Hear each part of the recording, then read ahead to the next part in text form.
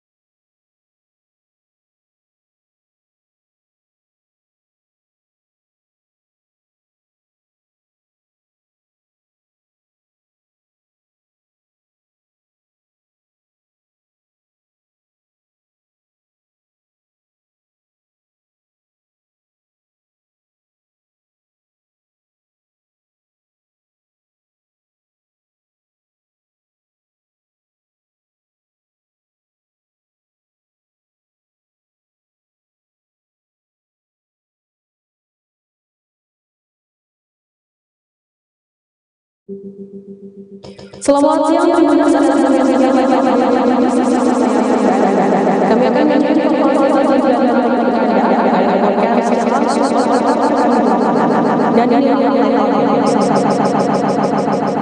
kita kali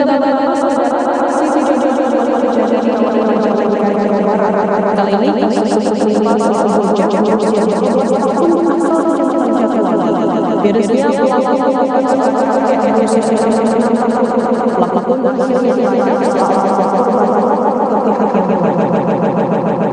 informasi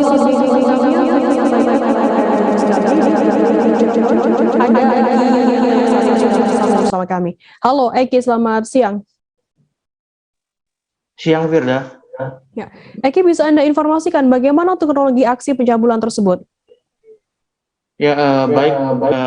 Aksi pencabulan itu terjadi sejak 2019 lalu ya. Menurut keterangan pelaku ke pihak kepolisian bahwa korban sering bermain dengan cucu pelaku.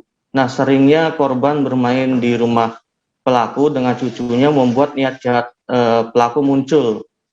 Nah, dalam satu momen pelaku mencoba menggoda korban dengan mengiming-imingi uang sebesar 10.000 dan harus mengikuti keinginan pelaku. Nah, selain memberikan uang, pelaku juga sempat mengancam akan memukul ya jika korban tak mau menurutinya. Nah, aksi pencabulan itu pun terus dilakukan hingga bulan November 2021 kemarin atau selama 2 tahun. Nah, aksi pencabulan itu akhirnya terungkap saat orang tua korban melapor ke polisi dan langsung ditindaklanjuti oleh pihak kepolisian. Tidak. Eki, setelah ditangkap oleh pihak kepolisian, begitu bagaimana keterangan dari pelaku sendiri sudah berapa kali melakukan aksi pencabulan tersebut? Nah, menurut keterangan Kapolres Majalengka AKBP Edwin Afandi bahwa pihaknya belum mengetahui ya secara detail jumlah perbuatan yang telah dilakukan oleh pelaku. Namun perbuatan pelaku seperti diketahui tadi saya sampaikan bahwa dilakukan sejak 2019 atau sejak korban berumur 4 SD, yang mana artinya sudah 2 tahun perbuatan keji itu dilakukan. Tidak. Eki, apakah ada korban lain yang juga mengaku sebagai korban begitu atas aksi pencabulan dari pelaku? Nah, untuk sementara pelaku mengaku kepada pihak kepolisian bahwa hanya tetangganya tersebut atau yang bocah 12 tahun itu yang menjadi pelampiasan seksualnya ya. Namun tentunya pihak kepolisian terus mendalami apakah ada pelaku lain di dalamnya. Nah, pelaku sendiri sudah ditinggal mati oleh istrinya sejak 2013 lalu ya. Jadi dugaan kepolisian membuatnya gelap mata dan akhirnya melakukan aksi pencabulan tersebut di mana teman dari cucunya itu menjadi sasaran. Tidak. Baik, terima kasih rekan jurnalis dari Tribun Cirebon, Eki Yulianto atas laporan Anda. Selamat bertugas kembali. Dan tadi Tribuners, Eki juga sudah menghimpun keterangan dari AKBP Edwin Afandi, Kapolres Majalengka. Berikut liputannya untuk Anda. Baik, jadi kakek berinisial SS umur 66 tahun telah melakukan pencabulan dan persetubuhan terhadap anak di bawah umur yang merupakan tetangga dari kakek tersebut Hal ini sudah menurut keterangan hal ini sudah dilakukan selama 2 tahun, di mana korban merupakan teman dari cucu kakek tersebut. Itu berapa orang korban selama 2 tahun? Sementara yang hasil penyidikan yang dilakukan, korban baru 1. Berapa kali itu korban disetubuhi dan? Korban disetubuhi kita tidak menghitung jumlahnya, tapi dilakukan sejak 2019, 2 tahun yang lalu. Itu gimana modusnya, Komandan? Modusnya kakek pertama mungkin menjanjikan uang saku kepada korban, kemudian kakek juga memberikan ancaman kekerasan kepada yang bersangkutan apabila menyampaikan kepada orang lain, maka si anak akan dipukul. Kondisi seperti apa pada saat ini korban? Korban dalam kondisi sehat. Tidak ada depresi ya? Tidak ada. Itu masih duduk di sekolah? Korban masih sekolah online. Sekolah dasar? Online. Kalau untuk pelaku sendiri apakah memang pensiunan atau pengangguran? Korban pedagang. Pedagang? Ulangi, pelaku pedagang. Itu dilakukan di mana statusnya duda ya? Korban statusnya duda? Korban status duda sejak tahun 2013. Kita beralih ke informasi selanjutnya, Saudara. Diiming-iming uang sebesar 20 juta rupiah, gadis 15 tahun terlibat dalam kasus peredaran sabu. Kasus tersebut dibongkar oleh Satres Narkoba Polres Nunukan di Pelabuhan Tradisional Haji Putri pada Senin 6 Desember. Kapolres Nunukan AKBP Riki Hadianto mengatakan gadis yang menjadi tersangka itu berinisial S 15 tahun. Tak hanya S, dalam kasus yang sama terlibat 2 tersangka wanita berstatus ibu rumah tangga berinisial R 42 tahun dan P 51 tahun yang membawa sabu seberat 2 kg dari Tawau menuju Parepare. Informasi lebih lengkapnya akan disampaikan oleh rekan jurnalis kami dari Tribun Kaltara, ada Febrianus Felis di sana. Halo Felis. Ya, halo Firda. Ya, Felis, bisa Anda informasikan apa yang dijanjikan bandar narkoba itu kepada 3 tersangka apabila lolos membawa sabu ke Parepare? Baik, dari keterangan Kapolres Nunukan, AKBP Riki Hadianto mengatakan untuk gadis yang berusia 15 tahun, inisial S, berperan sebagai kurir. Dia mengambil dan membawa barang sabu 2 kilo dari Tawau Malaysia dan rencana akan dibawa ke Parepare dengan diiming-imingi sebesar upah 20 juta rupiah. Dan status tersangka S itu putus sekolah.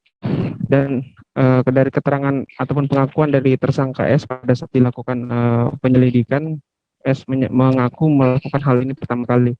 Dan dalam kasus yang sama juga terlibat 2 wanita yang berstatus sebagai ibu rumah tangga, yaitu berinisial R 42 tahun dan P 51 tahun. Dan untuk tersangka R dan R juga berperan sebagai kurir, sama membawa sabu dari Tawau menuju Parepare. Dan perlu diketahui bahwa R merupakan orang kepercayaan bandar sabu, inisial H, yang kini ditetapkan statusnya menjadi DPO yang berada di Malaysia saat ini. Dan tersangka R itu merekrut tersangka P dan dijanjikan upah oleh bandar sebesar Rp8.000 Malaysia atau setara dengan uang Indonesia 27 juta. Kemudian upah yang sama juga dijanjikan oleh R kepada P senilai 27 juta. Dan untuk informasinya, bandar di Tawau memang sengaja merekrut kurir yang etnis dari Sulawesi Selatan untuk memudahkan pada saat membawa sabu seberat 6 kg dari Tawau menuju Sulawesi Selatan, begitu. Felis, modus apa yang dilakukan ketiga tersangka kurir ini agar bisa lolos dari petugas? Pada saat tiba di Pelabuhan Haji Putri, untuk kedua tersangka yaitu R dan P, mereka mengenakan jilbab, sementara untuk tersangka S sendiri tidak menggunakan jilbab. Dan modus yang dilakukan mereka adalah menyembunyikan atau menempatkan sabu masing-masing 2 kg di badannya dengan dililit dengan lakban warna putih. Untuk mengelabui petugas, mereka sempat melakukan aktivitas mondar-mandir di situ dan dicurigai oleh petugas, lalu dilakukan penggeledahan oleh personel Satres Narkoba. Begitu, Firda.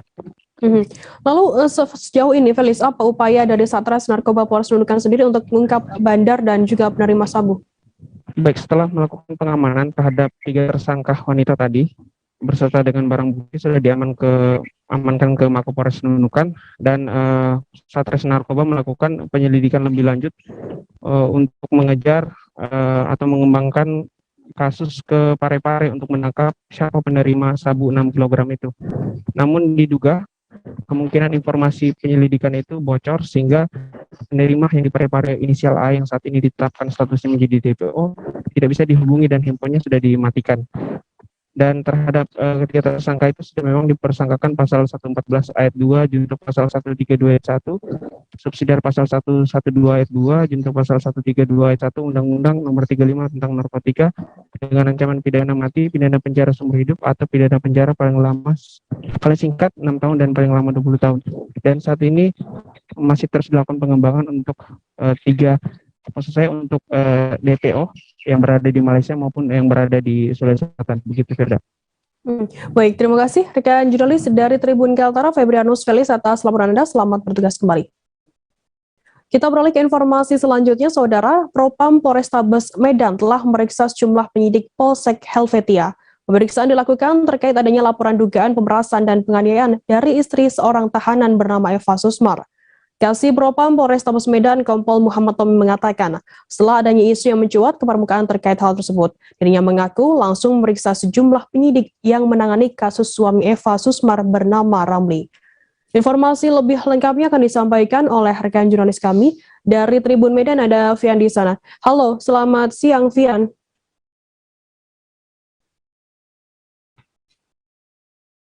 Ya, halo, selamat siang rekan Firda. Fian, bisa Anda informasikan bagaimana hasil pemeriksaan yang dilakukan oleh Propam Polrestabes Medan terkait adanya dugaan pemerasan terhadap istri dari tahanan tersebut? Ya, baik rekan Firda dan juga para tribuners di rumah. Saya informasikan tadi malam Propam Polrestabes Medan Muhammad Tommy mengatakan bahwasannya pihaknya telah memeriksa penyidik yang diduga melakukan penganiayaan dan pemerasan terhadap istri tahanan. Tommy mengatakan bahwasannya setelah dilakukannya pemeriksaan atas laporan dari istri Ramli, seorang tahanan yang mengaku diperas dan dianiaya, Tommy mengatakan bahwasannya ia tidak menemukan adanya dugaan pemerasan dan juga adanya bukti penganiayaan terhadap Ramli. Ia pun membantah. Ia mengatakan bahwasanya hal tersebut tidak ada bisa dibuktikan oleh pelapor bernama Eva ini. Baik, rekan Firda. Lantas saat ini bagaimana untuk kondisi dari tahanan yang diduga dianiaya oleh oknum petugas di Polrestabes Medan ini? Ya, baik, rekan Firda. Tadi malam juga Tommy menghadirkan tahanan yang bernama Ramli ini. Ia memperlihatkan kondisi fisiknya. Memang saat diperlihatkan kondisi fisik dari si Ramli ini memang tidak ada mengalami yang seperti disebut oleh Eva ini, lebam-lebam. Dari wajah hingga ke ujung kakinya tidak ada terlihat bekas penganiayaan. Baik, rekan Firda. Fian, lantas bagaimana tanggapan dari pihak Polsek Helvetia sendiri dengan adanya laporan yang dilayangkan oleh Eva ini?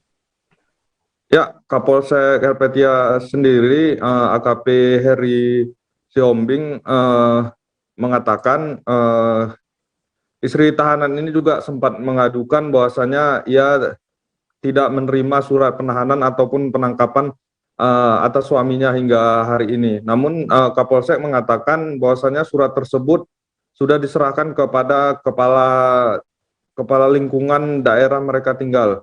Namun surat tersebut tidak diterima oleh istri Ramli. Kapolsek mengatakan bahwasanya penangkapan dari si Ramli ini sudah sesuai dengan prosedur pihak kepolisian. Baik, rekan. Baik, terima kasih rekan jurnalis dari Tribun Medan, Fian, atas laporannya. Dan tadi Tribuners, Fian juga sudah menghimpun keterangan dari Kasih Propam Polrestabes Medan, Kompol Muhammad Tommy. Berikut liputannya untuk Anda. Kami dari fungsi Psikopam, ya, Psikopam Polrestabes Medan, ya, akan menyampaikan yaitu terkait adanya berita viral, ya, berita viral pada hari Rabu tanggal 15 Desember 2021 beberapa hari yang lalu, ya, di mana, ya, berita viral tersebut keluarga tersangka menyampaikan adanya oknum penyidik, ya, oknum penyidik dari Polsek Elketia, ya, yang diduga meminta sejumlah atau yang diduga memeras, ya, meminta sejumlah uang dan juga informasinya melakukan penganiayaan, ya, terhadap tersangka berinisial R, ya, atau Project, ya. Warga binaan Lapas Kelas 2A Bolangi, Kabupaten Goa, Andi Lolo meninggal dunia dalam pengawasan aparat Polda Sulsel Rabu 15 Desember. Andi Lolo merupakan warga Kabupaten Pinrang, Sulawesi Selatan. Saat ini jenazah Andi Lolo sudah dimakamkan di TPU Lepangang, Kabupaten Pinrang. Informasi lebih lengkapnya akan disampaikan oleh rekan jurnalis kami dari Tribun Timur, ada Nining Anggriani di sana. Halo Nining.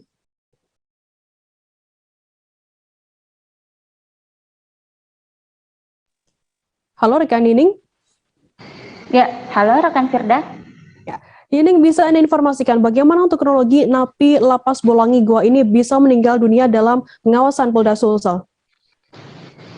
Ya, baik Tribuners, jadi nasib tragis menimpa Andi Lolo, salah satu warga binaan Lapas Kelas 2A Bolangi, Kabupaten Goa, Sulawesi Selatan. Ia meninggal dunia dalam pengawasan aparat Polda Sulsel. Dari informasi yang dihimpun, sebelum meninggal, ia dikeluarkan berdasarkan peminjaman narapidana oleh penyidik Polda Sulsel. Nah, Andi Lolo ini keluar dari lapas pada Rabu tanggal 15 Desember 2001 sore hari, kemudian ia dinyatakan meninggal pada malam harinya. Untuk diketahui, Tribuners, korban ini merupakan warga binaan yang harus menjalani masa hukuman selama 15 tahun di Lapas Bolangi Goa.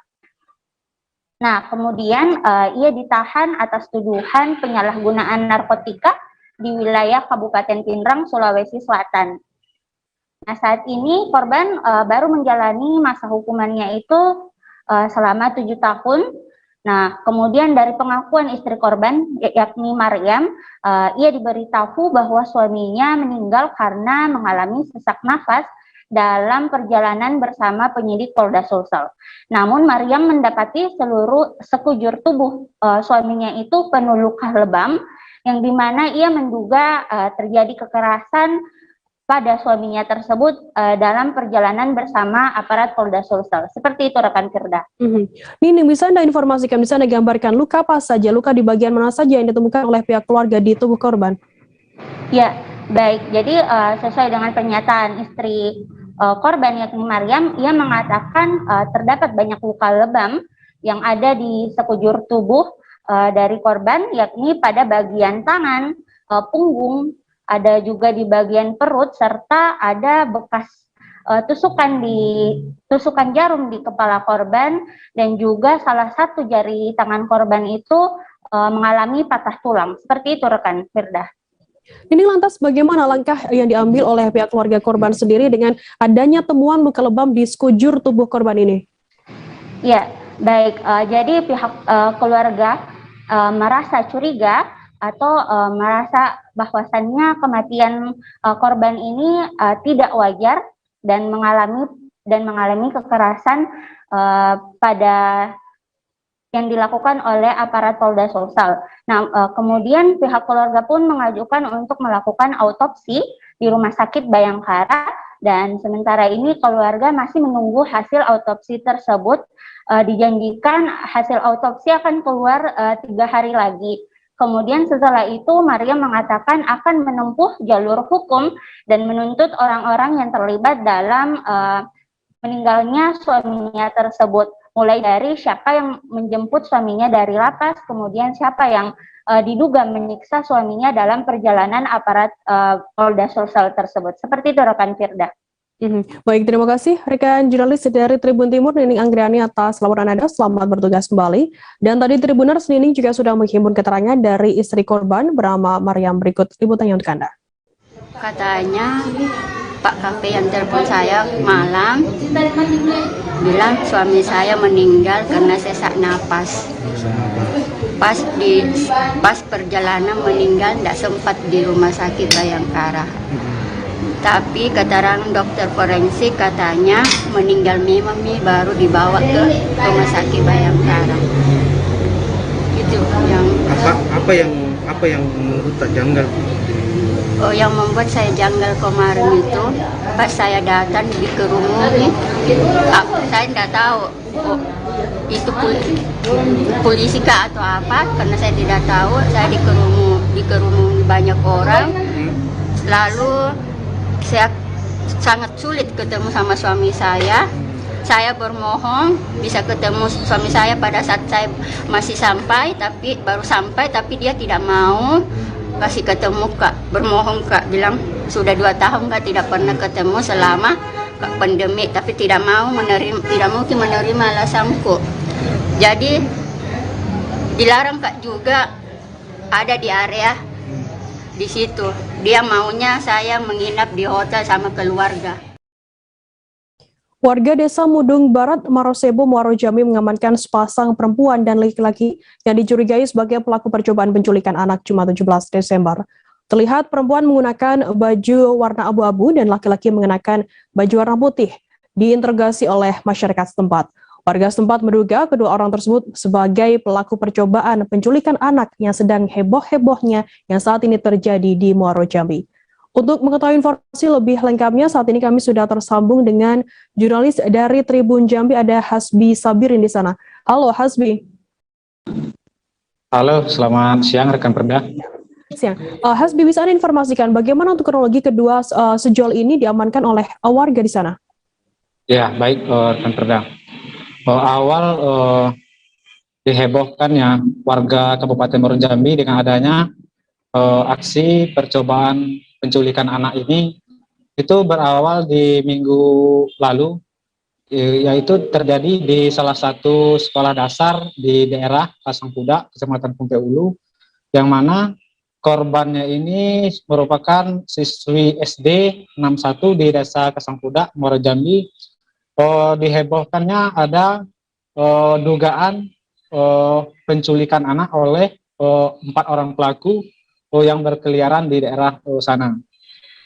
Selang waktu kemudian pada kemarin Jumat kemarin, warga Desa Mudung Darat juga kembali dihebohkan adanya 2 orang sepasang sejoli ini, yaitu perempuan dan lelaki ini dicurigai oleh masyarakat Desa Mudung Darat adalah sebagai pelaku percobaan penculikan anak yang tengah heboh-hebohnya di Kabupaten Muaro Jambi ini. Setelah dicurigai itu, masyarakat setempat mengamankan kedua orang itu dan dilakukan interogasi untuk menanyakan identitas dan dari mana asal si pelaku ini tersebut. Pada penangkapan itu juga, pengamanan itu juga, masyarakat Desa Mudung Darat juga dihebohkan karena itu menjadi tontonan warga, karena saat ini sedang diheboh-hebohnya adanya aksi percobaan penculikan anak yang terjadi di wilayah Kabupaten Muaro Jambi. Yang beruntung waktu itu kedua pelaku itu berhasil diamankan oleh pihak kepala desa sama RT setempat untuk dilaporkan kepada pihak Kepolsek setempat. Ya, setelah diamankan di Polsek setempat, ternyata kedua orang itu bukanlah merupakan pelaku percobaan yang melakukan penculikan anak di daerah Kabupaten Muaro Jambi. Begitu, Perda. Berarti memang bukan pelaku dari percobaan penculikan anak yang akhir-akhir ini heboh di Muaro Jambi sendiri. Kemudian sejauh ini apakah sudah ada ditangkap begitu untuk pelaku percobaan penculikan anak di Muaro Jambi? Ya, baik, Perda. Sejauh ini belum ada pihak kepolisian maupun pihak dari warga sekitar yang melakukan penangkapan atas pelaku yang melakukan aksi percobaan penculikan anak ini. Ya, namun untuk informasi ini sebenarnya di daerah Kabupaten Muaro Jambi ini sudah cukup viral dan sudah menyebar luas di pihak masyarakat maupun pihak sekolah. Ya, namun atas kejadian ini juga mendapat respon yang cukup baik dari masyarakat maupun dari pihak pemerintah Kabupaten Muaro Jambi, yang mana pihak masyarakat saat ini sudah mewaspadai yang mana ketika dimasuki daerahnya orang yang tidak dikenal, pihak pemerintah dan pihak kepolisian Muaro Jambi juga sudah antisipasi dan menghimbau kepada warga Muaro Jambi untuk tidak menerima atau ajakan yang dilakukan oleh orang yang tak dikenal, apalagi kepada anak-anak sekolah yang memasuki masa sekolah saat ini. Pihak sekolah juga telah melakukan himbauan kepada masing-masing sekolah terhadap orang tua siswi atau siswa itu harus melakukan penjemputan terhadap anaknya ketika pulang jam sekolah. Yang juga beberapa waktu lalu di daerah Kumpe, pihak kepolisian di sana juga melakukan patroli dan pengamanan terhadap sekolah yang ada di daerah Kecamatan Kumpe. Setidaknya ada sekitar 5 SD. Begitu juga di daerah Kecamatan Muaro Sebo juga masyarakatnya sudah melakukan antisipasi dan was-was terhadap ini. Ya, untuk diketahuikan juga kedua orang pelaku yang diamankan oleh warga kemarin itu berdasarkan informasi dari Kapolsek Muaro Sebo, memang kedua pelaku itu sebelumnya sempat diamankan oleh warga, namun setelah dimintai keterangan, setelah dimintai identitasnya, kedua pelaku ini mengaku warga Kota Jambi, dan diindikasikan oleh pihak kepolisian itu keduanya ini mengalami gangguan dalam jiwa. Dia bukanlah orang yang normal, apalagi pelaku yang melakukan percobaan penculikan anak itu. Begitu, Berda. Baik, terima kasih rekan jurnalis dari Tribun Jambi, Hasbi Sabirin atas laporan Anda. Dan tadi Tribuners, Hasbi juga sudah menghimpun keterangan dari Kades Mudung Darat, M. Ali, dan juga Kapolsek Muaro Sebo itu Taroni Zebua. Berikut liputannya untuk Anda. Inilah jadi permasalahan karena itu kan, apalagi ada isu-isu penculikan anak yang pernah ditonton masyarakat ini, diduga masyarakat ini mereka berdua ini diduga takutnya penculik anak juga, sekolah kan, itu yang dikhawatirkan. Itulah yang ditanya, kurang tahu. Kalau yang perempuan itu kan namanya kan Yanti, yang laki-laki namanya Nas. Kalau yang Nas ini dari Kasang Kuda, kan, tapi alamat tidak ada nampaknya identitas nama. Memang tidak ada identitas nampaknya kan. Baik, dari pemeriksaan penyelidikan akhir yang dilakukan oleh tim reskrim saya yang dipimpin oleh Kanit Reskrim ke lapangan di Desa Mudung Darat, dua orang yang terposisikan sebagai korban ini ternyata memberikan keterangan yang inkonsisten atau tidak konsisten. Sebab ketika perjalanan mereka dari Tanjab Timur menuju ke Desa Mudung Darat, mereka dalam keadaan mabuk. Ketemu juga dengan pelaku yang mereka gambarkan adalah berjumlah 3 orang. Pelaku tersebut pun menurut keterangan daripada korban adalah mabuk juga, menggunakan minuman keras. Itu yang terjadi, sehingga proses penyelidikan ini masih terus kami kembangkan, masih kami upayakan, usahakan. Namun sementara yang bisa saya jelaskan, kami belum bisa menemukan pelaku yang pasti karena keterangan korban berbelat-belit, tidak konsisten, disebabkan karena mereka menenggak minuman keras alias mabuk. Demikian yang bisa saya jelaskan. Informasinya pelakunya juga mabuk, kan? Informasi pelaku juga mabuk menurut keterangan daripada korban. Dan anggota saya melalui Kanit Reskrim sudah turun ke lapangan, sudah memeriksa saksi-saksi, memeriksa juga warga masyarakat di tempat kejadian perkara. Dan belum bisa ditemukan siapa pelaku itu karena korban sendiri tidak tahu persis di mana mereka mengalami pembegalan tersebut yang menghilangkan sebuah jam dan juga handphone. Mereka nggak bisa menggambarkan dengan baik karena mereka mabuk. Kalau mabuk ya sudah pasti kita nggak bisa memberikan keterangan yang baik dan benar. Mereka intinya mabuk berat, baik pelaku maupun korban. Seperti itu yang dijelaskan korban dari pemeriksaan yang sudah kita terima di Polsek Muaro Sebo. Demikian. Tribuners, kita akan jeda sejenak. Setelah ini kami masih memiliki informasi menarik lainnya hanya untuk Anda. Jadi tetaplah di Live Update. Oke, apa kabar Bang Arif di sini untuk strateginya? Kalau saya sendiri di Jumit 37 ini yang semalam baru mulai, Apa yang saya dirasakan udah Kapten Hitam? Sebenarnya aku nggak ngerasain penangkapan atau penggerebegan atau apapun itu, karena gini loh, posisinya aku kriteria. Jadi kita mengenal disebut dengan stroke yang tidak berdarah dengan stroke yang berdarah. Stroke yang tidak berdarah itu biasanya ditandai dengan adanya penyumbatan. Kalau itu terjadi di sini mungkin pikirnya tidak ke situ kali ya, tapi kalau di Korea atau di Kamboja itu ada beberapa paper yang Saya itu mas, ya dulunya tukang koran. Oh gitu ya. Tukang koran. Ya, saya baca itu Pak. Tuh kan pernah baca kan? Ya. Jadi kalau saya jadi pangdam itu udah bersyukur banget. Si anak ini dijadikan sebagai tersangka begitu. Ya, kalau ini kita bicara yang di luar kasus Situbondo ya. Dikenal dengan nama hujan shower, di mana terdapat batas jelas antara daerah hujan dan tidak hujan yang biasanya terjadi pada fase awal mature stage atau tahap Berbahaya dewasa. itu Kang. Jadi mulai artinya terjadinya perlembekan. Nah itu untuk penetrasi akan sulit begitu ya. Dok, saya ini menurut saya memang tidak mudah, bukan urusan tanah diambil.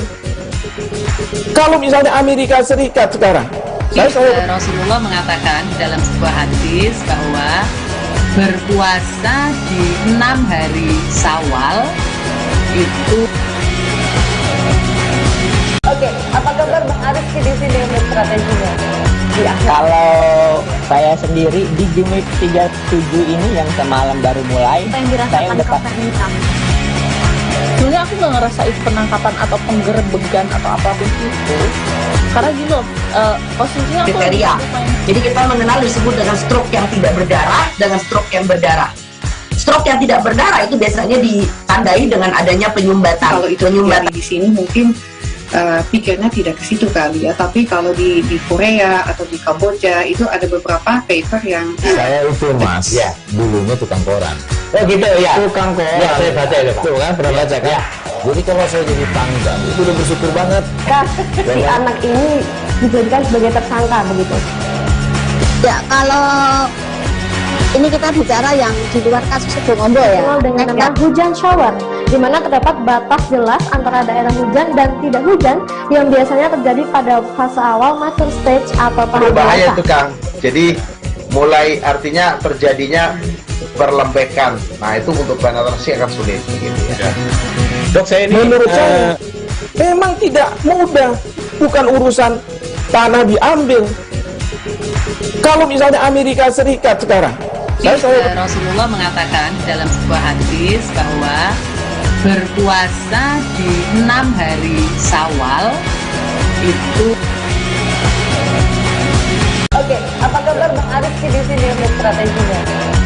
Kalau saya sendiri di Jumit 37 ini yang semalam baru mulai, Apa yang saya dirasakan udah Kapten Hitam? Sebenarnya aku nggak ngerasain penangkapan atau penggerebegan atau apapun itu, karena gini loh, posisinya aku Kriteria. Jadi kita mengenal disebut dengan stroke yang tidak berdarah dengan stroke yang berdarah. Stroke yang tidak berdarah itu biasanya ditandai dengan adanya penyumbatan. kalau itu terjadi di sini mungkin pikirnya tidak ke situ kali ya, tapi kalau di Korea atau di Kamboja itu ada beberapa paper yang Saya itu mas, ya dulunya tukang koran. Oh gitu ya. Tukang koran. Ya, saya baca itu Pak. Tuh kan pernah baca kan? Ya. Jadi kalau saya jadi pangdam itu udah bersyukur banget. Si anak ini dijadikan sebagai tersangka begitu.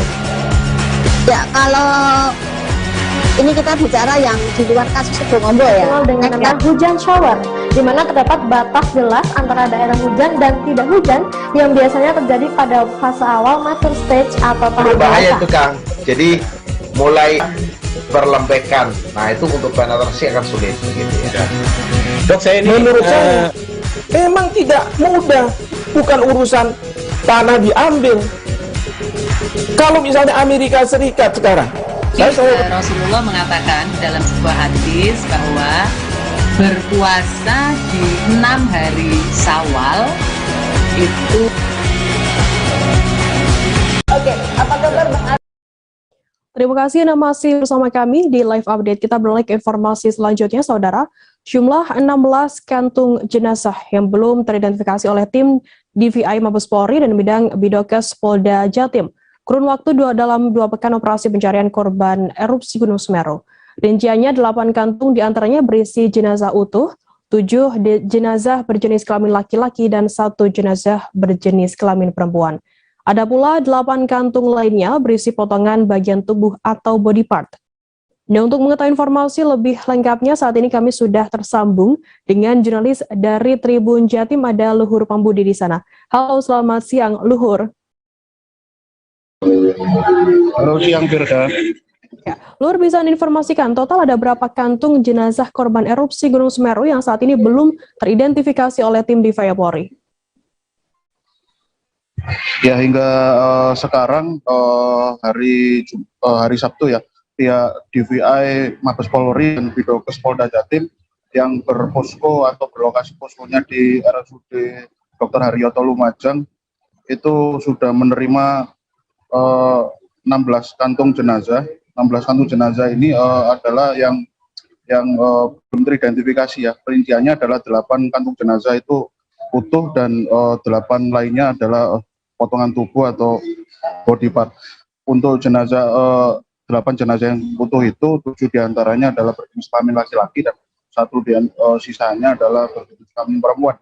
Dan 28 jenazah yang sudah jadi dari jumlah yang sudah teridentifikasi kami harus sampaikan ada 28 jenazah korban erupsi Gunung Semeru yang sudah teridentifikasi oleh tim DVI dan sejak hari Kamis dan Jumat kemarin sudah diserahkan dari tim DVI Mabes Polri dan Bidokes Polda Jatim untuk ke pihak keluarga untuk dimakamkan seperti itu. Luhur, saat ini hingga Sabtu 18 November total ada berapa kantong jenazah yang sudah diterima oleh tim DVI Polri sejak awal kejadian erupsi Gunung Semeru? Oke, sejak awal kejadian erupsi Gunung Semeru hingga tanggal 17 Desember kemarin ya, pihak tim DVI sudah menerima 45 kantong jenazah yang berposko. Tim DVI-nya itu ada di RSUD Dr. Haryoto Lumajang dan itu dihimpun dari hampir 2 pekan proses pencarian yang dilakukan oleh tim SAR gabungan yang terdiri dari 350 orang tim pencari yang tersebar untuk di 3 unit kelompok ya untuk melakukan pencarian semacam itu. Lalu bagaimana upaya dari tim DVI Polri untuk mempercepat proses identifikasi dari jenazah yang saat ini belum diketahui identitasnya? Ya, sebagaimana disampaikan oleh Dr. Erwin dari selaku Kabid Dokes Polda Jatim, bahwasanya upaya untuk identifikasi terhadap 8 jenazah utuh dan 8 part yang masih belum teridentifikasi tersebut akan diupayakan dalam waktu pekan depan. Jadi memang akan terus diupayakan dan upaya yang dilakukan oleh pihak tim DVS sejak awal kejadian sampai sekarang adalah mengumpulkan sekitar 76 DNA, jadi sudah terkumpul sekitar jumlah itu 76 DNA yang itu nanti akan dilakukan semacam metode identifikasi pencocokan DNA tersebut menggunakan 3 metode, pencocokan secara visual, kemudian secara medis dan kemudian secara mengidentifikasi menggunakan ciri properti pada tubuh jenazah semacam itu. Saat ini sudah ada berapa data DNA dari keluarga korban sendiri yang sudah dihimpun oleh tim DVI Polri? Hingga semalam ya, Jumat malam disampaikan oleh Dr. Erwin selaku Kabidokes Polda Jatim memang sudah ada 76 data DNA yang itu sudah dikumpulkan di pos mortem dan pos antemortem yang terdapat di RS Bayangkara Lumajang dan RSUD Dr. Haryoto Lumajang. Memang itu adalah ditunjuk sebagai lokasi posko antemortem dan postmortem untuk proses identifikasi terhadap jenazah yang berhasil ditemukan oleh pihak tim Basarnas selama berlangsungnya 2 pekan proses pencarian semacam itu. Luhur, terkait tahapan pencarian korban hilang hingga hari ke-15 pasca erupsi Gunung Semeru, total ada berapa korban yang hilang? Oke, berdasarkan catatan dari pihak Basarnas dan pihak kepolisian Polda Jatim ya, terdapat ada 36 orang dilaporkan hilang oleh pihak keluarga akibat erupsi Gunung Semeru yang terjadi sejak Sabtu 4 Desember lalu. Dan kemudian proses pencarian yang melibatkan proses pencarian itu melibatkan 350 orang pencari dalam skema 3 regu dan kurun waktu 13 hari proses pencarian atau hampir 2 pekan ya, itu tim Basarnas bersama tim SAR gabungan sudah menemukan 45 kantong jenazah, jenazah yang berisi jenazah utuh dan potongan tubuh, semacam itu. Apakah operasi pencarian masih terus dilakukan hingga kapan dan akan diberhentikan kapan? Oke, berdasarkan informasi yang kami peroleh dari tim Basarnas yang ada di lokasi, operasi pencarian korban yang telah berlangsung 13 hari itu telah resmi diberhentikan pada Kamis sore, tanggal 16 Desember 2021 kemarin. Jadi memang penghentian itu dilakukan setelah melalui 2 kali serangkaian perpanjangan proses pencarian yang hingga berlangsung sampai 13 hari atau sekitar hampir 2 pekan ya. Dan kemudian hal itu didasari timbangan untuk penghentian itu yang sifatnya secara resmi itu dari pihak Basarnas dan tim SAR itu adalah didasari oleh aspek pertimbangan keselamatan para tim SAR, kemudian fluktuatifnya aktivitas vulkanik dari Gunung Semeru yang kita tahu tercatat 2 kali muncul erupsi susulannya, yang videonya juga beberapa kali sempat beredar, yang membuat beberapa anggota Basarnas yang berupaya untuk melakukan pencarian di sekitar lereng itu harus kembali untuk semacam membatalkan operasi pencariannya. Dan kemudian luasnya medan terdampak bencana yang harus disisir, macam itu. Dan kemudian untuk aspek pencarian untuk pencarian memang dihentikan, tapi pihak tim Basarnas tetap akan menyiagakan posko darurat di sana untuk yang disiagakan dalam rangka nanti ketika memperoleh informasi yang sifatnya spesifik, presisi terkait informasi keberadaan korban yang hilang itu, maka akan dilakukan tindak lanjut yang sifatnya secara taktis begitu. Dan kemudian untuk aspek penanganan korban pasca bencana, pihak PMK, Pemprov, TNI, Polri masih terus bersiaga mendampingi korban dengan memberikan semua layanan pendampingan berupa layanan pendidikan, kesehatan, kebutuhan hidup selama pengungsian hingga proses relokasi terhadap korban yang terdampak tempat tinggalnya tidak dapat ditinggali lagi itu bisa diakomodir, semacam itu kira-kira. Berarti saat ini memang operasi pencarian korban erupsi Gunung Semeru sudah dihentikan pada Kamis 16 Desember kemarin. Baik, terima kasih rekan jurnalis dari Tribun Jatim Luhur Pambudi atas laporan Anda. Dan tadi Tribuners, Luhur juga sudah menghimpun keterangan dari Kabid Humas Polda Jatim, Kombes Pol Gatot Repli Handoko, dan juga Kabidokes Polda Jatim, Kombes Pol Dr. Erwin Zainul Hakim. Berikut liputannya untuk Anda. Yang ditangani oleh Bidokes Polda Jatim, keseluruhan berjumlah 45 kantong dengan 36 jenazah dan 9 body part. Kemudian perlu disampaikan juga hari Kamis kemarin tanggal 16 Desember tim DVI menerima juga 1 kantong body part. Sedangkan untuk hari ini, hari Jumat tanggal 17 Desember 2021 belum lagi ada yang diterima. Jadi telah dilaksanakan pemeriksaan dari 45 kantong yang teridentifikasi adalah 28 jenazah dan 1 body part. Sedangkan yang belum teridentifikasi masih dilaksanakan proses identifikasi oleh tim DVI dengan Bidokes Polda Jatim. Ini 38 jenazah dan 8. Jadi hari ini kami akan rilis tim DVI.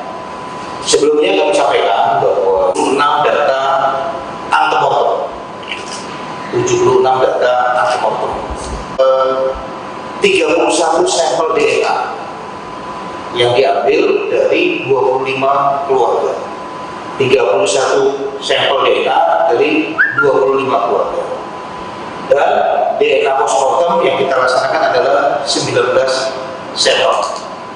Kita berharap beberapa waktu ke depan, mudah-mudahan minggu depan, sudah mulai ada titik terang bagi identitas jenazah yang belum teridentifikasi. Jadi pada hari ini kami ingin menyampaikan kerja keras dari tim identifikasi berdasarkan label jenazah B40 melalui proses identifikasi sekunder medis dan properti. Tak terbantahkan teridentifikasi atas nama Nyonya Mujiyani. Saya ulang, Nyonya Mujiyani, perempuan, usia 50 tahun, alamat Kampung Renteng, Candipuro.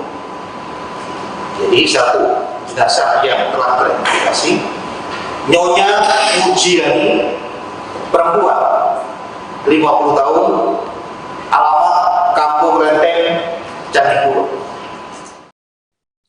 Kita beralih ke informasi selanjutnya, Saudara. Bencana tanah longsor dan banjir terjadi di Kabupaten Kerinci dan Kota Sungai Penuh Jumat 17 Desember.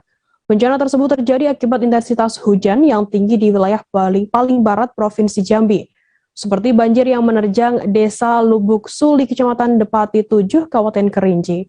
Banjir terjadi akibat meluapnya air sungai Batang Merau.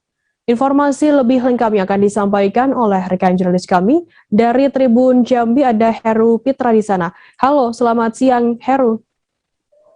Selamat siang, Saudara Firda. Heru, bisa Anda informasikan apa penyebab banjir dan longsor yang terjadi di wilayah tersebut? Ya, longsor terjadi di Kabupaten Kerinci dan Kota Sungai Penuh. Di wilayah itu saat ini terjadi musibah banjir dan tanah longsor. Longsor terjadi karena intensitas hujan yang sangat tinggi, di mana pada Kamis Jumat sore hujan tidak berhenti, yang membuat air sungai meluap dan masuk ke perkampungan warga. Dan tanah longsor terjadi di Kota Sungai Penuh yang terdapat di Jalan Sungai Penuh Tapan di kilometer 21 terjadi tanah longsor yang menyebabkan kendaraan tidak bisa melintas. Gitu, Saudara Firda. Lantas apa upaya yang dilakukan oleh pihak-pihak terkait untuk adanya longsor dan juga banjir di sana, Heru? Ya, pada malam Jumat hingga siang Jumat, pihak dari Polres Kerinci dan juga PUPR Kabupaten Kota Sungai Penuh langsung turun ke lokasi untuk membersihkan longsoran yang menimbun badan jalan tersebut. Alat berat juga sudah ditempatkan di lokasi untuk membersihkan longsoran yang terjadi. Begitu, Saudara Firda. Kemudian bagaimana kondisi terkini dari lokasi yang terdampak longsor dan juga banjir ini?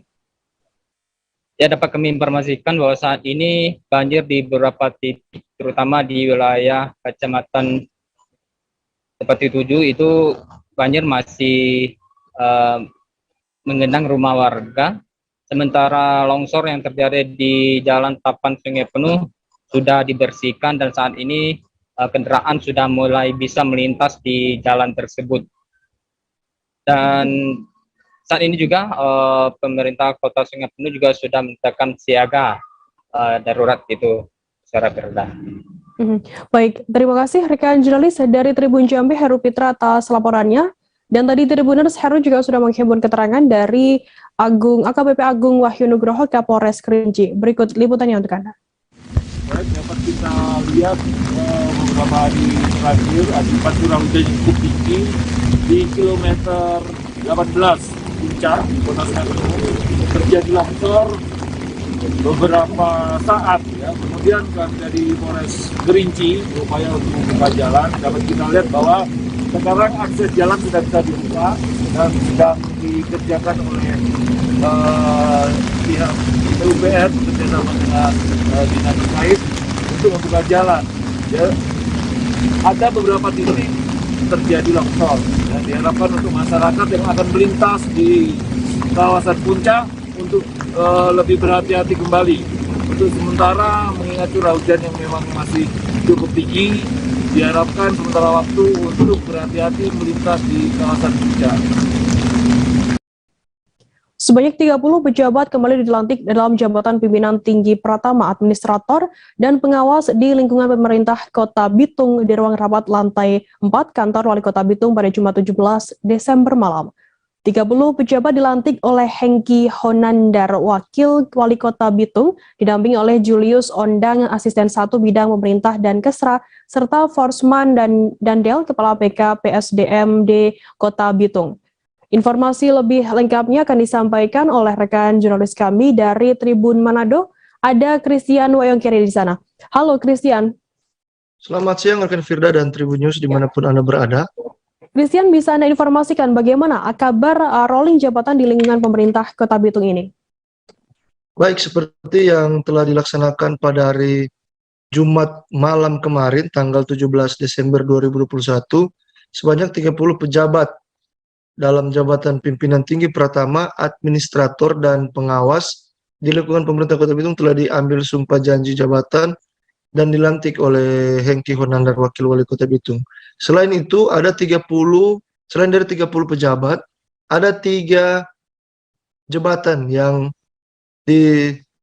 berstatus pelaksana tugas atau PLT, masing-masing 2 dinas dan 1 camat, rekan Firda. Kemudian siapa-siapa saja yang di-rolling jabatannya dan bagaimana? Bisa Anda informasikan mengenai nama-namanya? Untuk pejabat yang dilantik kemarin, ada nama-nama seperti Bapak Yoke Senduk yang sebelumnya menjabat Asisten 3, dilantik menjadi definitif ke Kepala Inspektor Daerah Kota Bitung. Kemudian Bapak Beni Lonto dari Kepala Dinas Perdagangan dan Perindustrian Disperindak Kota Bitung dilantik menjadi Asisten 3.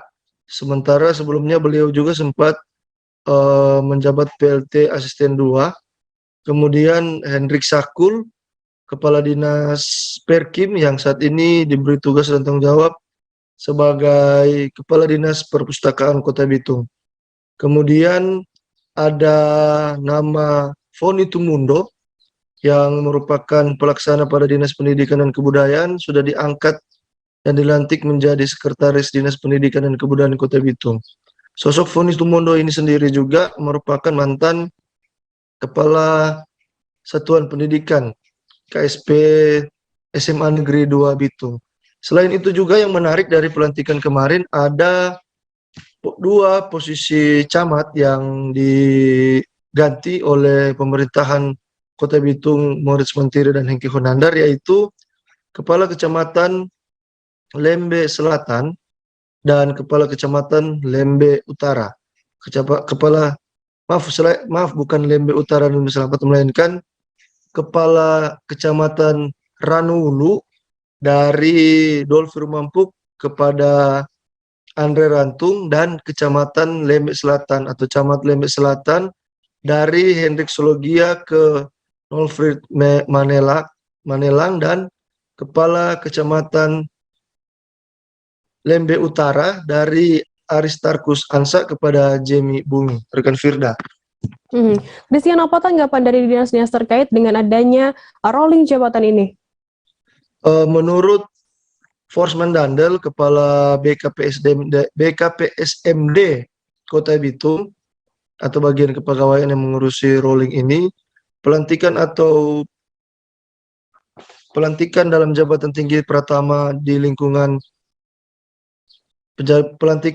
pimpinan tinggi pratama, administrator, dan pengawas di lingkungan pemerintah Kota Bitung dilantik berdasarkan keputusan Wali Kota Bitung nomor 821/1060/WK tanggal 17 Desember 2021, di mana menurut Forsman Dandel, beberapa dari pejabat yang dilantik tadi malam ada yang berstatus didefinitifkan dari jabatan sebagai PLT. Demikian rekan Firda. Baik, terima kasih rekan jurnalis dari Tribun Manado Christian Wayongkiri atas laporan Anda. Selamat bertugas kembali. Kita beralih ke informasi selanjutnya, Saudara. Akhirnya gambar penataan koridor Gatot Subroto atau GATSU hingga Ngarsopuro yang ditunggu-tunggu warga kota Solo akhirnya dirilis. Wali Kota Solo Gibran Rakabuming Raka belak-belakan soal progres rencana penataan GATSU di kawasan Pasar Pon itu. yang menerangkan detail engineering design sudah rampung disusun dan proses tender akan dimulai pada tahun depan. Pematangan konsep itu sudah dibahas bersama Dirjen Cipta Karya, Kementerian Pekerjaan Umum dan Perumahan Rakyat. Informasi lebih lengkapnya akan disampaikan oleh rekan jurnalis kami dari Tribun Solo, ada Fristin Intan di sana. Halo Fristin. Halo Firda. Fristin, bisa Anda gambarkan bagaimana potret penataan koridor Gatsu Ngarsopuro Kota Solo ini? Baik, terima kasih. Berarti dilihat dari desain gambar ataupun yang dibagikan oleh Wali Kota Solo Gibran Raka memang terjelas terlihat desain itu memang cukup megah dan juga banyak ornamen-ornamen wayang juga terpampang di area desain itu sendiri. Dan dari hasil desain itu sendiri yang sudah melakukan proses pematangan konsep bersama dengan Dirjen Cipta Karya, Kementerian Pekerjaan Umum dan Perumahan Rakyat memang sudah final pada tahun ini dan akan dilakukannya penggarapan pada tahun 2021. Begitu, Firda. Kemudian rencana pembangunan sendiri akan dimulai kapan? Baik, Firda, terkait dengan rencana pembangunan akan dilakukan pada awal tahun 2022 pada Januari mendatang, dan dari hasil desain ini memang terlihat dari sepanjang koridor dari Ngarsopuro ini akan dilakukannya perombakan secara total untuk dilakukannya pempercantikan ataupun pemeliharaan terhadap jalan ataupun trotoar yang ada di sana. Dan dari keterangannya juga, Gibran juga mengatakan bahwa desain ini adalah original dan tidak meniru kawasan manapun, baik itu dari Malioboro ataupun Singapura itu sendiri, karena memang dilihat konsepnya hampir sama seperti Malioboro, namun akan tetapi dari Gibran sendiri membantah bahwa penggarapan itu mencontoh dari Malioboro. Begitu, Firda. Fristin, bagaimana kemudian untuk rencana pengelolaan dari Gatsu Ngarsopuro ini? Baik, Firda, terkait dengan pengelolaan Gatsu Ngarsopuro ini memang dari Wali Kota Solo nantinya akan dilakukannya perombakan di area tersebut, nantinya dari PKL ataupun dari pedagang kaki lima juga diperbolehkan untuk berjualan di area tersebut. Nantinya dari warga bisa berjalan-jalan di area tersebut dengan memarkirkan kendaraannya di karangan Keraton Mas saya di Mangkubumen, dan dari Mas saya di Keraton Mangkubumen yang ada di Kota Solo, nantinya dari pihak pemerintah Kota Solo akan memfasilitasi untuk konsep nanti Mas saya konsep fasilitas dari parkir itu sendiri, dan dari warga bisa melakukan aktivitas di area tersebut dengan menerapkan protokol kesehatan yang ada seperti yang dilakukan pada hari ini, karena memang di Kota Solo masih berada di level 2 PPKM yang masih digenjot ataupun untuk vaksinasi juga sudah mencapai 95%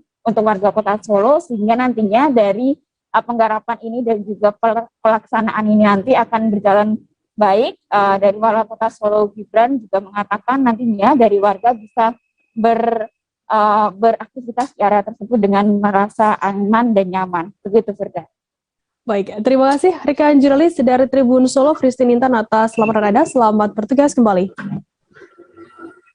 Kita beralih ke informasi selanjutnya, Saudara. Menyambut hari jadi Nitmeke Adventure di Provinsi Papua yang kedua, komunitas motor trail melaksanakan lomba Yosim Pancar dengan tema budaya itu identitas. Diketahui kompetisi tari Yosim Pancar ini dilaksanakan di Aulia Cafe Holtecamp, Distrik Muara Tami, Kota Jayapura sejak Jumat 17 Desember hingga Sabtu 8. Untuk mengetahui informasi lebih lengkapnya, saat ini kami sudah tersambung dengan jurnalis dari Tribun Papua, ada Hendrik di sana. Halo Hendrik. Halo, selamat sore rekan Firda dan juga Tribuners di mana saja berada. Hendrik, bisa Anda sebutkan berapa total jumlah tim yang ikut dalam lomba tersebut?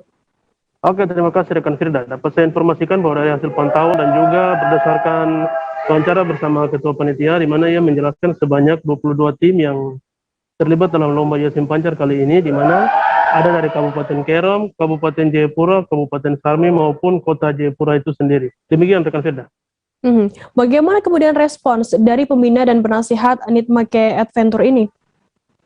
Ya, untuk respon dari pembina dan penasihat, kita tahu bahwa Dr. Aloysius Giai, ia sangat mengapresiasi dengan kegiatan tersebut, karena di mana kegiatan tersebut merupakan kegiatan positif untuk mengajak anak muda, terlebih khusus di kota dan Kabupaten Jayapura, untuk membuat hal yang baik untuk kemajuan dan juga tetap yang pasti untuk kebudayaan Provinsi Papua. Begitu rekan Firda.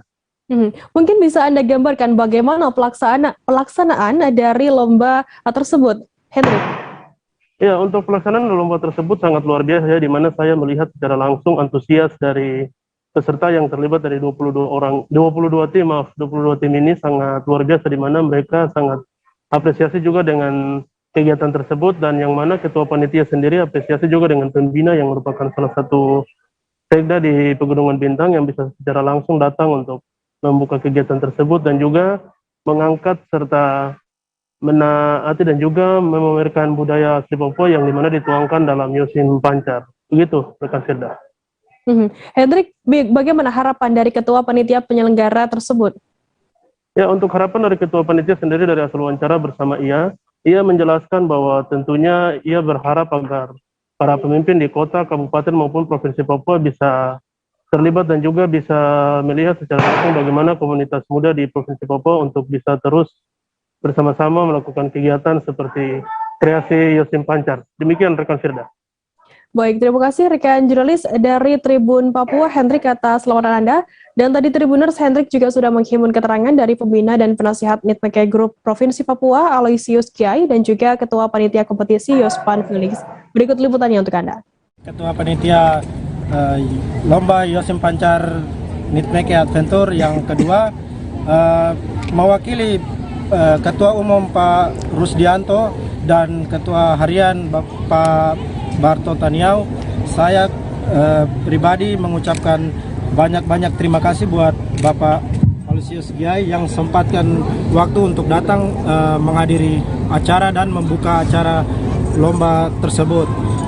Kiranya Tuhan memberi kesehatan buat Bapak dan sosok pemimpin seperti begini yang kita generasi muda butuhkan. Dalam arti mereka punya ide, mereka punya pikiran, tapi kita yang bergerak, sebagai anak muda kita yang bergerak. Jadi saya punya slogan young people taking over, saatnya yang muda yang berkreasi. Jadi sekali lagi kami berharap kedepannya pemimpin kota, kabupaten dan provinsi bisa melihat generasi muda untuk mengembangkan bakat di bidang kesenian dan kebudayaan, karena ini budaya sudah termakan zaman, karena zaman modern barat, budaya barat masuk, kita ikut terlena dengan budaya barat. Makanya di sini kita tampil sebagai klub motor Nitmeke Adventure Jayapura, mengajak teman-teman dan mengajak saudara-saudara di kota dan kabupaten untuk sama-sama menjaga dan melestarikan budaya Papua, baik kenakalan ataupun lain-lain. Dan ini juga mempertahankan identitas orang Papua. Dengan lewat seni dan budaya seperti ini diperbanyak. Oleh karena itu sebagai tokoh masyarakat Papua, sebagai sesepuh kota Port Numbai, saya dan juga sebuah orang yang mencintai Yotefa, ya di sini saya sekaligus sebagai pembina, penasehat Nitmeke, luar biasa memberi apresiasi kepada grup Nitmeke, sekaligus ada Felix Dawir yang luar biasa mempersiapkan, dan ada 22 grup yang akan memperlombakan. Ini sangat baik dalam rangka menutup tahun ke 2021, tapi juga dalam rangka ulang tahun Nitmeke pada tahun 2021 ini. Ya. Mungkin tambah sedikit, Bapak sebagai salah satu ketua pengurus harian dan KON itu, Formi. Ya, Formi itu ya. Ya, jadi lomba Yospan itu juga bagian dari Formi, Komite Olahraga Rekreasi Masyarakat. Kebetulan saya hari ini diberi kepercayaan oleh negara ketua harian, sedangkan ketua umum adalah Pak Sekda, nama masih belum dirubah Sekda sekarang, tapi Sekda lama Bapak Heri Dosunai. Oleh karena itu kami sekitar ada berbagai grup dalam rangka pengembangan rekreasi masyarakat, tapi juga budaya setempat. Oleh karena itu saya sekali lagi sebagai Ketua Harian Formi Papua menyampaikan terima kasih atas kreasi dan inovasi anak-anak muda, terutama saudara-saudara saya dari Port Numbai ini mengajak generasi muda melakukan kegiatan Yosim Pancar kali ini. Ya. Mungkin Tribuners, seusai jeda kami akan kembali dari informasi menarik lainnya, tetaplah di live update. Oke, apa kabar Bang Ariski di sini untuk strateginya? Kalau saya sendiri di Jumit 37 ini yang semalam baru mulai, Apa yang saya dirasakan udah Kapten Hitam? Sebenarnya aku nggak ngerasain penangkapan atau penggerebekan atau apapun itu, karena gini loh, posisinya aku Kriteria. Jadi kita mengenal disebut dengan stroke yang tidak berdarah dengan stroke yang berdarah. Stroke yang tidak berdarah itu biasanya ditandai dengan adanya penyumbatan. Kalau itu penyumbatan di sini mungkin pikirnya tidak ke situ kali ya, tapi kalau di Korea atau di Kamboja itu ada beberapa paper yang Saya itu Mas, ya, dulunya tukang koran. Oh gitu ya, Tukang koran. Ya, saya baca itu Pak. Tuh kan, pernah baca kan? Jadi kalau saya jadi tanggal, itu udah bersyukur banget. Kasus si anak ini dijadikan sebagai tersangka begitu. Ya, kalau ini kita bicara yang di luar kasus Kedongombo ya. Dikenal dengan nama hujan shower, di mana terdapat batas jelas antara daerah hujan dan tidak hujan yang biasanya terjadi pada fase awal mature stage atau tahap Berbahaya dewasa. itu Kang. Jadi mulai artinya terjadinya berlembekan. Nah itu untuk penetrasi akan sulit begitu ya. Dok, saya ini Menurut saya memang tidak mudah, bukan urusan tanah diambil.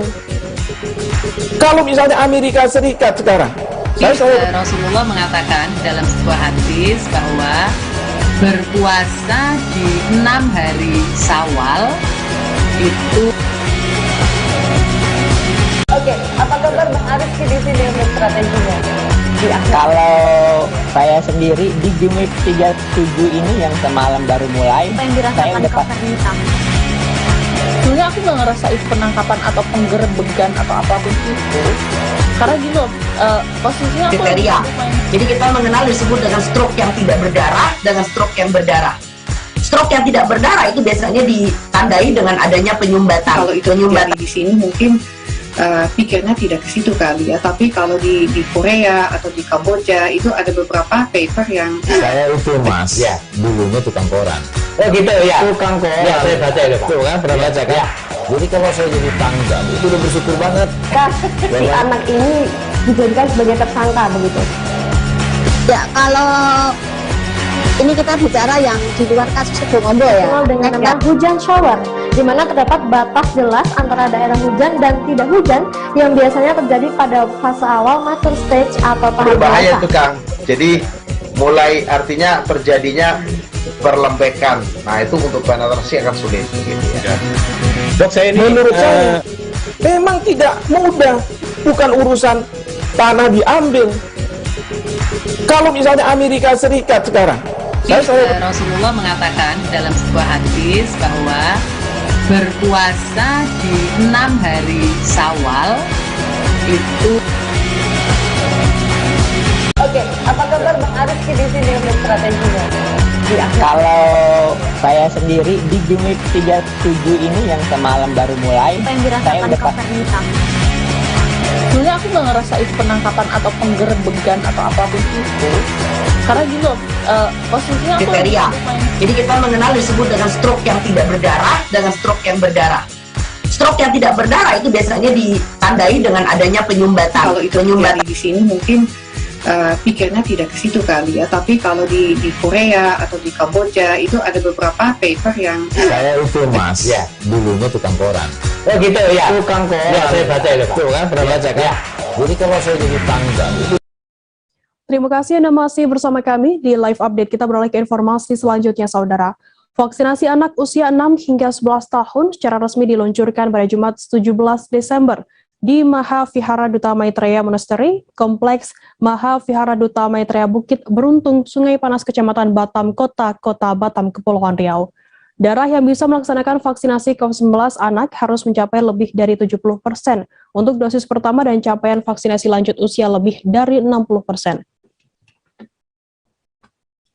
Untuk mengetahui informasi lebih lengkapnya, saat ini kami sudah tersambung dengan jurnalis dari Tribun Batam, ada Roma Uli di sana.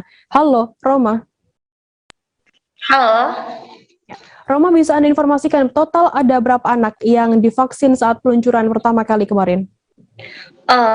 Baik, terima kasih untuk saat peluncuran kemarin sebanyak 11.655 anak seluruh provinsi Kepulauan Riau yang menjalani vaksinasi anak usia 6 hingga 11 tahun begitu. Roma, di Kepulauan Riau sendiri di wilayah mana saja yang belum bisa melakukan vaksinasi anak dan apa alasannya? Baik, jadi di antara seluruh kabupaten kota yang ada di seluruh provinsi Kepri hanya Kabupaten Anambas yang tidak bisa menggelar vaksinasi anak ini lantaran memang capaian vaksinasi di Anambas untuk lansia masih sekitar 53%, begitu. Untuk target vaksinasi anak di Kepulauan Riau selesai kapan? Bagaimana target tersebut? Baik, Gubernur Kepri Ansar Ahmad menargetkan capaian vaksinasi anak usia 6 hingga 11 tahun akan diselesaikan pada akhir Januari 2022 mendatang, begitu. Baik, terima kasih rekan jurnalis dari Tribun Batam, Roma Uli atas laporannya. Dan tadi Tribuners Roma juga sudah menghimpun keterangan dari Gubernur Kepulauan Riau, Ansar Ahmad. Berikut liputannya untuk Anda. Tahun. Sebelum itu, memang sudah dilaksanakan beberapa hari yang lalu oleh Polda, Polres, dan Badan Intelijen Negara. Nah, sebagai bentuk gerakan bersama kita launching hari ini.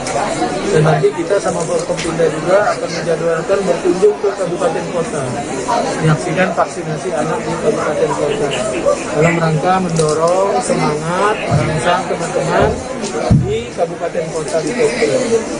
Supaya target kita di akhir Januari kita sudah bisa menyelesaikan, karena kita yakin nanti ada kebijakan pemerintah yang akan menyusul kembali berkaitan dengan booster. Kemudian di bulan Maret sudah dipastikan akan dilaksanakan vaksinasi campak dan rubella. Jadi memang kita mesti siap untuk bekerja mengantisipasi semua kemungkinan itu di tengah-tengah masyarakat. Targetnya akhir Januari selesai. Ya, akhir Januari nanti kita selesai. Apa yang dilakukan supaya target itu tercapai, Pak? Ya, target-target harian mesti dipenuhi. Nanti kan kita biasanya saya telepon bupati-bupati supaya camat-camat semua digerakkan. Itu salah satu tugasnya para camat, bisa berkoordinasi nanti dengan unsur TNI Polri di tempat masing-masing. Saya kira kalau hitungan masing-masing kecamatan itu diberikan target kerja hariannya, saya kira bisa lebih cepat selesai. Nah, khusus Batam, memang target sasarannya hampir 5.000 per hari. Tapi kan Batam sudah biasa melaksanakan kegiatan ini dalam skala yang besar. Ya, baik oleh PSMPI, kemudian Apindo, kemudian Paguyuban. Nanti kita juga akan coba dorong teman-teman DPRD yang sedang reses sekarang, bisa juga melaksanakan hal yang sama bagi anak-anak konstituennya. Polsek Menggala yang berada di wilayah hukum Kabupaten Tulang Bawang mendapatkan bendera bergambar tengkorak dari Polres Tulang Bawang. Bendera tengkorak itu sebagai simbol hukuman atas rendahnya capaian vaksinasi COVID-19 di wilayah hukum Polsek Menggala. Bendera tengkorak itu diserahkan langsung oleh Kapolres Tulang Bawang, AKBP Hujra Somena kepada Kapolsek Menggala AKP Sunaryo. Informasi lebih lengkapnya akan disampaikan oleh rekan jurnalis kami dari Tribun Lampung. Ada Endra Zulkarnain di sana. Halo Endra. Halo, selamat siang Tribuners. Endra, bisa Anda informasikan seperti apa capaian vaksinasi COVID-19 di wilayah hukum Polsek Menggala sehingga akhirnya mendapatkan bendera tengkorak dari Polres Tulang Bawang? Iya, Dea, Tribuners, selamat siang. Kemarin memang dilaksanakan upacara pemberian reward dan punishment pada jajaran Polsek di wilayah hukum Polres Tulang Bawang. Jadi ini terkait dengan capaian vaksinasi di wilayah hukum Polres Tulang Bawang. Jadi kemarin dilaksanakan upacara pemberian sanksi berupa pemberian bendera tengkorak oleh pada Polsek Menggala oleh Kapolres Tulang Bawang. Ini karena capaian vaksinasi yang dilakukan oleh Polsek Menggala tidak mencapai target, di mana vaksinasi oleh Polsek Menggala ini capaian vaksinasi terendah di antara jajaran lainnya, yaitu hanya sebanyak 47 dosis. Begitu. Kemudian Endra, seperti apa capaian vaksinasi COVID-19 di Polsek Rawapitu yang kabarnya juga mendapatkan bendera jempol begitu? Iya, kemarin juga dilakukan pemberian penghargaan kepada Polsek Rawapitu karena atas capaian vaksinasi yang melebihi target. Bendera jempol ini diberikan sebagai simbol bahwa Polsek Rawapitu telah sukses melaksanakan vaksinasi dengan capaian vaksinasi sebanyak 2.944 dosis periode 8 Desember sampai 15 Desember 2021. Perlu kami informasikan juga Tribuners dan juga Dev bahwa sanksi ini diberikan menindaklanjuti fakta integritas yang telah ditandatangani jajaran Polres Tulang Bawang dari tingkat kepala satuan sampai dengan Polsek, bahwa dalam salah satu poin dalam fakta integritas itu bahwa mereka akan siap mengundurkan diri dari jabatannya apabila tidak mencapai target vaksinasi. Artinya ketika 3 kali mendapatkan bendera tengkorak, Kapolsek bersedia untuk menanggalkan jabatannya sebagai tanggung jawab bahwa realisasi pelaksanaan vaksinasi. Begitu. Endra, kemudian bagaimana untuk progres vaksinasi COVID-19 yang dilakukan oleh jajaran Polres Tulang Bawang saat ini? Ya, Polres Tulang Bawang sejauh ini berada di urutan ketiga di jajaran Polda Lampung atas capaian vaksinasi tertinggi, sehingga mendapat beberapa waktu lalu mendapatkan reward berupa hadiah 1 unit motor dari Kapolda Lampung. Dan ini merupakan capaian atas kinerja Polres Tulang Bawang untuk melaksanakan vaksinasi. Begitu. Baik, terima kasih rekan jurnalis dari Tribun Lampung Endra Zulkarnain atas laporannya. Selamat bertugas kembali. Dan tadi Tribuners Endra juga sudah menghimpun keterangan dari Kapolres Tulang Bawang Hujra Sumena. Berikut liputannya untuk Anda. Kegiatan pada hari ini kami melaksanakan upacara pemberian hukuman dan pemberian penghargaan reward and punishment sesuai dengan komitmen kami, Kapolres dan seluruh pejabat Polres Tulang Bawang termasuk para Kapolsek untuk capaian vaksin terendah akan ada penghargaan dan pemberian yang kami berikan. Ini sebagai wujud tindak lanjut dari surat pernyataan yang telah kami sepakati dan sudah kami tanda tangani. Nah, pada pagi hari ini berdasarkan ANEP yang dilakukan oleh Bapop, kami simpulkan bahwa Kapolsek Rawapitu dan seluruh personil, saya ucapkan terima kasih atas akselerasi percepatan capaian vaksin yang dilakukan di Kecamatan Rawapitu. Begitu juga sebaliknya kepada Kapolsek Manggala, ini adalah sebagai suatu wujud untuk meningkatkan motivasi dalam percepatan capaian vaksin di Kabupaten Manggala. Komunitas Run for Indonesia atau RFI merayakan ulang tahun ke-7 di dalam Stadion Utama Gelora Bung Karno pada Sabtu 18 Desember pagi. Co-founder RFI Neil Benderas mengatakan kegiatan peringatan hari ulang tahun tersebut hanya lari bersama di Stadion Gelora Bung Karno. Informasi lebih lengkapnya akan disampaikan oleh rekan jurnalis kami dari Warta Kota Live, ada Miftahul Munir di sana. Halo Munir. Halo Firda. Ya. Munir, bisa Anda informasikan apa saja kegiatan RFI di HUT ke-7 pada hari ini? Baik, untuk kegiatan Run for Indonesia merayakan HUT ke-7 di Stadion Utama Gelora Bung Karno ini hanya latihan lari saja, tidak ada kegiatan lain. Kemudian setelah mereka latihan lari, beberapa putaran di lintas pelari di dalam Stadion Utama Gelora Bung Karno, mereka langsung melakukan tiup lilin sebagai tanda bahwa syukuran di ulang tahun yang ke-7. Begitu, rekan Firda. Kemudian apa prestasi yang sudah pernah diraih oleh RFI ini?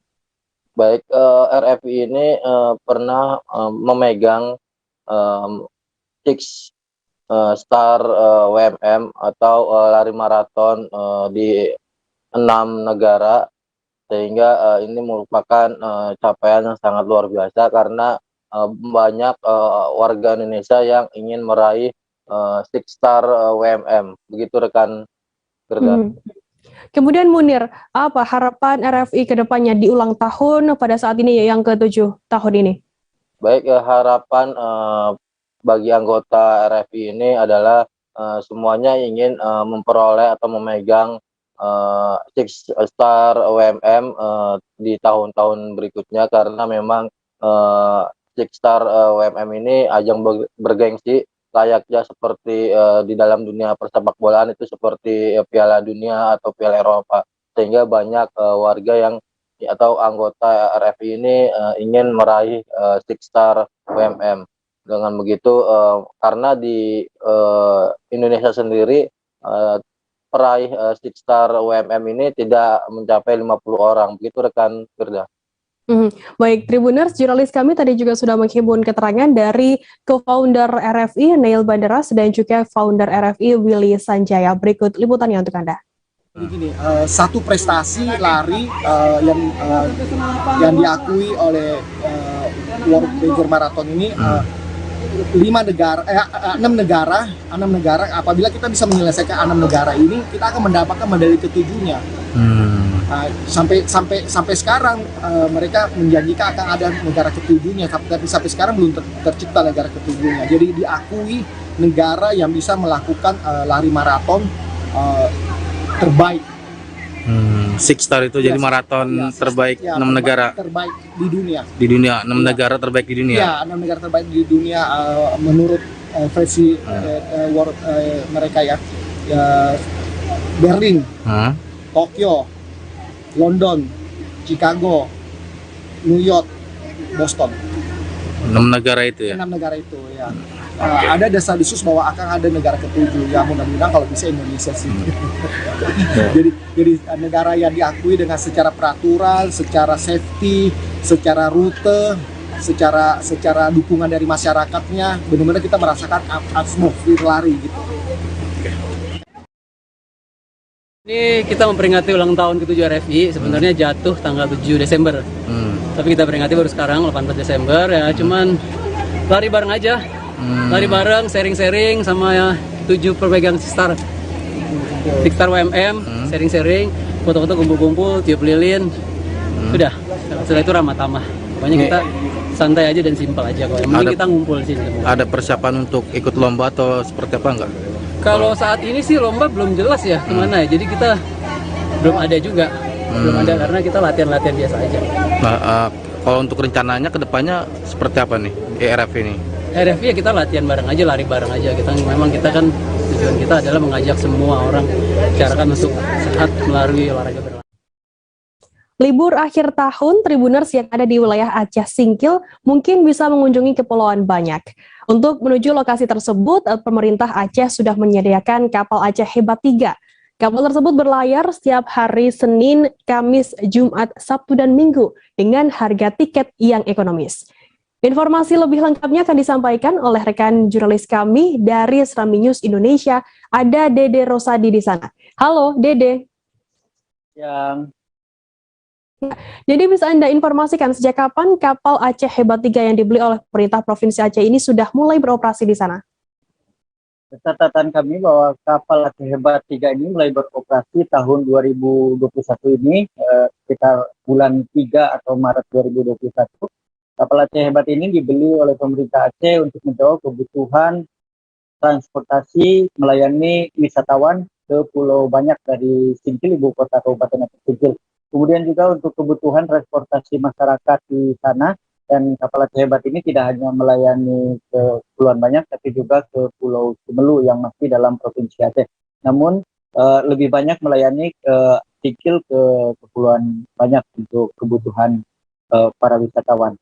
Memang dalam situasi COVID-19 ini terjadi penurunan jumlah kunjungan wisatawan terutama asing, tapi pada akhir tahun biasanya terjadi peningkatan khususnya wisatawan lokal yang ada di Pulau Sumatera serta di Kabupaten Aceh Singkil dan Aceh sendiri. Jadi untuk pulau apa saja yang menjadi lokasi favorit wisatawan di Kepulauan Banyak? Itu yang namanya Pulau Banyak memiliki banyak pulau. Memang ada yang menyampaikan 64 pulau, ada juga yang menyampaikan 66 pulau. Dan di sana itu sesuai namanya, memang semua pulau itu memiliki keindahan dan keunikan masing-masing. Namun wisatawan lokal lebih banyak memilih ke Pulau Panjang, Nago Resort, Pulau Kalabak, kemudian Pulau Rangit. Sementara untuk wisatawan asing biasanya banyak memilih ke lokasi surfing seperti di Ujung Lolo, kemudian tempat telur langka, maksud saya tempat penyu bertelur, tempat penyu langka bertelur di Pulau Bangkaru, atau juga di Pulau Tailana dan Pulau Cikandang itu untuk wisatawan asing. Sementara untuk wisatawan lokal biasanya lebih memilih lokasi yang dekat dengan Pulau Balai, ibu kota kecamatan dari Pulau Banyak sendiri.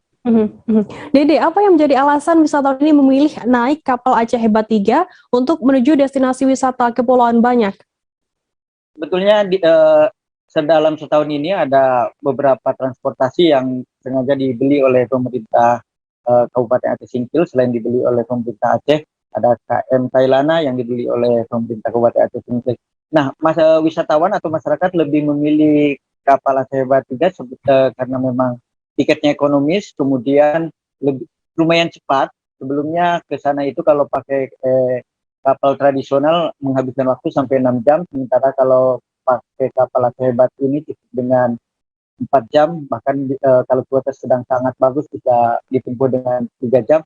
Selain cepat, ekonomis, kemudian desain kapal Aceh Hebat juga cukup bagus. Misalnya di lantai 1 itu untuk barang, kemudian kendaraan, sementara lantai 2 ada ruang VIP dan ruang bisnis, dan di lantai 3 itu biasanya yang menjadi favorit penumpang karena di sana didesain untuk melihat pemandangan cukup luas. Dalam perjalanan dari Singkil ke Pulau Banyak ini sekitar 4 jam ini tetap kita bisa menikmati pulau-pulau, sehingga dari atas kapal itu kita bisa duduk di kafe yang ada di kapal dan melihat pulau-pulau, kemudian air laut yang di beberapa titik atau ada namanya kawasan Berok. Di situ itu air laut akan terlihat 3 warna, warna coklat, kemudian biru toska, dan agak kehitam-hitaman, karena di situ adalah tempat pertemuan antara air tawar dengan air laut. Jadi kemudian bisa Anda informasikan mengenai harga tarif untuk naik kapal Aceh Hebat 3 ini? Untuk tarifnya sendiri, kapal Aceh Hebat 3 ini terbagi 3 kelas. Untuk kelas ekonomi sekitar 22.000 per orang, kemudian untuk kelas bisnis 33.000 dan kelas VIP 45.000. Itu cukup terjangkau dengan fasilitas yang disediakan. Bandingkan dengan kapal KM Tailana, memang itu khusus kelas VIP karena memang tarifnya 80.000 per orang dan memang lebih cepat. Jadi akhir-akhir ini memang banyak pilihan untuk menuju ke Pulau Banyak, dan kapal Aceh Hebat memang sangat membantu untuk wisatawan, terutama wisatawan backpacker. Baik, terima kasih rekan jurnalis dari Trambi News Indonesia, Dede Rosadi. Mungkin itu Tribuners bisa menjadi salah satu destinasi wisata oleh Tribuners yang berada di Aceh Singkil. Terima kasih, selamat bertugas kembali Dede. Kita beralih ke informasi selanjutnya, Saudara. Ratusan pelajar SD Kawung Luwuk di Jalan Kresna 2, Kelurahan Tegal Gundil, Kecamatan Bogor Utara, Kota Bogor menjalani vaksinasi pada Rabu 15 Desember. Beberapa siswa histeris saat akan dilakukan vaksin. Bahkan ada seorang pelajar yang menangis hingga meronta dan menjatuhkan kursinya. Informasi lebih lengkapnya akan disampaikan oleh rekan jurnalis kami dari Tribun Bogor, ada Lingga Arfian di sana. Halo Lingga. Iya, Firda. Lingga, bisa Anda informasikan bagaimana pelaksanaan vaksinasi oleh pemerintah di Kota Bogor ini? Ya, Firda, pemerintah Kota Bogor melalui Dinas Kesehatan sudah melakukan kick-off untuk vaksinasi anak usia 6 hingga 11 tahun. Kick-off tersebut sudah dilakukan di 2 SD, ini SD Kawung Luwuk dan beberapa sekolah dasar di Kota Bogor. Selain itu juga dilakukan vaksinasi di kawasan Kampung Mongol Ciolet yang merupakan kawasan yang dikenal dengan kawasan pemulung. Di sana para anak-anak divaksin dengan didampingi orang tuanya.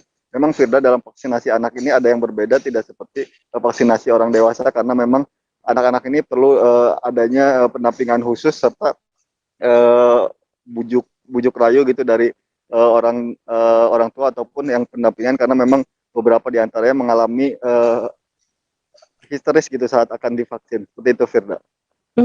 Kemudian bagaimana penanganan dari pihak panitia sendiri saat ada siswa yang histeris ini? Ya Firda, seperti yang terjadi di SD Kawung Liwuk, beberapa pelajar ataupun siswa mengamuk histeris lantaran tidak mau divaksin, bahkan beberapa di antaranya ada yang teriak gerakan vaksinasi. Hal itu diulang hingga 3-4 kali, kemudian dibantu oleh petugas TNI dan Wali Kota Bogor untuk menenangkan dan membujuk anak tersebut agar mau divaksin. Setelah dibujuk, anak tersebut tetap berteriak, namun bisa ditenangkan hingga akhirnya dilakukan vaksinasi. Hal itu juga terjadi di dengan beberapa anak yang memang mengamuk hingga membanting kursi yang ada di sekitar. Namun berkat adanya kesabaran serta dan bujuk dari pendamping, akhirnya anak-anak tersebut berhasil untuk divaksinasi. Seperti itu. Lantas bagaimana tanggapan dari Wali Kota Bogor sendiri, Bima Arya, atas adanya kejadian tersebut, Lingga? Ya, tidak, menurut Bima hal itu merupakan kejadian yang wajar. Untuk itu ia pun meminta kepada tenaga kesehatan dan beberapa pendamping serta orang tua agar terus membujuk anaknya untuk ikut vaksinasi dan menjelaskan bahwa vaksinasi itu aman dan tidak ada rasa sakit yang diterima ketika dilakukan penyuntikan vaksinasi, karena memang seperti diketahui Wali Pemkot Bogor sendiri saat ini sudah menargetkan sekitar 100.862 anak untuk divaksin di beberapa sekolah dasar di Kota Bogor. Seperti itu. Baik, terima kasih rekan jurnalis dari Tribun Bogor, Lingga Arfian, atas laporan Anda. Selamat bertugas kembali. Dan tadi Tribuners, Lingga juga sudah menghimpun keterangan dari Wali Kota Bogor, Bima Arya Sugiarto. Berikut liputannya untuk Anda. Mulai vaksin untuk anak usia 6-11 tahun, berdasarkan data ada 100.862, ditargetkan 15 Januari selesai dosis pertama, dan 12 Februari akan selesai full dosis untuk dosis kedua.